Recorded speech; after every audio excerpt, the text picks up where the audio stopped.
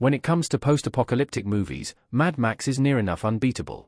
Yet, for those with a keen interest in martial arts cinema who are after something equally dystopian, there's one early Jean-Claude Van Damme movie that just might compare with Australia's most famous wasteland vigilante. Van Damme's 1989 cyberpunk martial arts movie Cyborg might not be able to stand up to Mad Max in terms of story and style, but its main character, Gibson Rickenbacker, might just give Max Rokitansky a run for his money. Cyborg is like Mad Max but with martial arts. The movie blends apocalyptic dystopia with Jean-Claude Van Damme's unique talents. Whereas the Mad Max movies sees the titular antihero chase down his enemy with scintillating four-wheeled speed, Cyborg makes an art form out of post-apocalyptic combat. At the start of the movie, it appears that its characters are looking for the information they need to develop a cure for the pandemic that's threatening the entire existence of humanity. Instead, much like Max Rokitansky's deadly obsession with avenging his family in the first Mad Max film, Jean-Claude Van Damme's Gibson Rickenbacker is out purely for vendetta. It was the biker gang of Crawford, Knight Rider, Montezano that murdered Max's wife and family, while Rickenbacker is after the mercenary pirate gang of Fender Tremolo, who murdered his lover. Both Max and Gibson are ultimately wandering vigilantes concerned primarily with survival and revenge, as becomes evident in Cyborg when Nadie Simmons and the titular robotically enhanced scientist Pearl Prophet encourage Gibson to join them in their effort to cure the plague tearing through humanity. He has little interest in this heroic quest, preferring to fight it out with Fender until one of them is dead. Gibson's thirst for vengeance leads to some wonderfully stylized fight scenes, including one 4-minute sequence in which he and Deborah Richter's Nadie take down several members of the pirate gang with nothing more than a couple of pocket knives to hand. We see flashes of the muscles from Brussels at his best, with his fast hands in full flow, and some of the coolest spinning kicks in any Van Damme movie. Most impressively of all, the actor performs the splits to agonizing perfection while balancing on top of a doorway, before bringing his sword down onto an unsuspecting enemy's head. Cyborg is one of Jean-Claude Van Damme's best early movies. Only his martial arts classics Bloodsport and No Retreat, No Surrender can match it. With its mix of dystopian plot, post-apocalyptic settings, cyberpunk aesthetic and hand-to-hand guerrilla combat, Cyborg offers more for genre enthusiasts than most other early Jean-Claude Van Damme releases combined.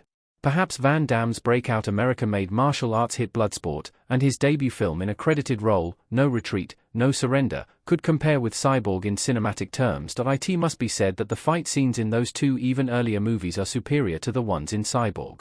At the same time, Cyborg is a more expansive production in other ways. The movie's commitment to the cyberpunk subgenre, with its mechanically enhanced humans, its hero's journey built around scientists retrieving the information needed to save humanity from a huge scientific database, and its retro-future costume designs, set it apart from any other Jean-Claude Van Damme movie of its era. The movie certainly doesn't have Mad Max's slick pacing or stunning cinematography, but then Mad Max has a young Mel Gibson, rather than Van Damme in his pomp as a big-screen martial artist.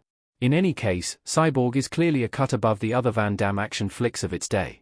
Cyborg has 2 sequels, but neither compare to the Van Damme version. Angelina Jolie and Malcolm McDowell aren't enough to save Cyborg 2 and 3. When it was released in 1989, Cyborg did well enough at the box office, and then on home video, to warrant consideration for a sequel. The aesthetic appeal of the movie's post-apocalyptic setting also piqued the interest of both sci-fi and Van Damme fans at the time, as demonstrated by the comic book that was created to go along with the video release. For years after the original, Cyborg 2 arrived, set 80 years in the future and starring a young Angelina Jolie alongside Elias Koteas. A year after that, a direct-to-video threequel arrived, with A Clockwork Orange's lead actor Malcolm McDowell in its starring role.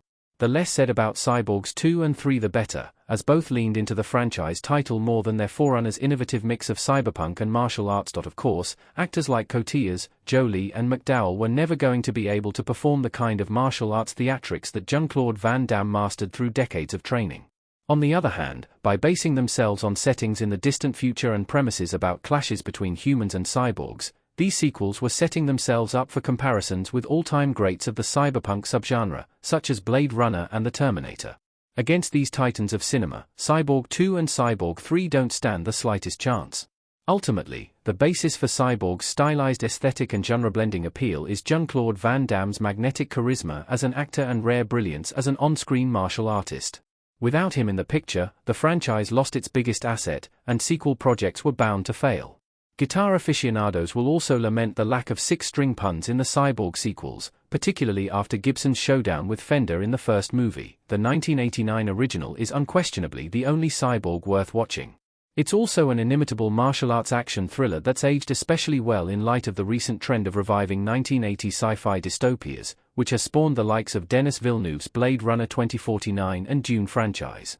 Cyborg might not be on the same level as these movies, or even Mad Max, as a work of art, but as a work of genre filmmaking it's up there with the very best that cyberpunk has to offer, while showcasing Jean-Claude Van Damme's talents in a way you won't find anywhere else.